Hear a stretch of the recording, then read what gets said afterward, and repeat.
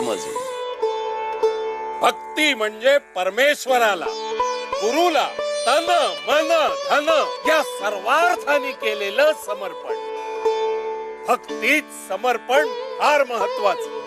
ज्या ज्या ठिकाणी असं समर्पण असतं त्या त्या ठिकाणी त्या त्या भक्तापर्यंत पोहोचून त्याच्या योग्यतेप्रमाणे फळ देणं आम्हाला आवश्यक असतं. स्वामी, तुमचा असा कोणता भक्त आहे ज्याबद्दल तुम्ही हे सगळं सांगताय?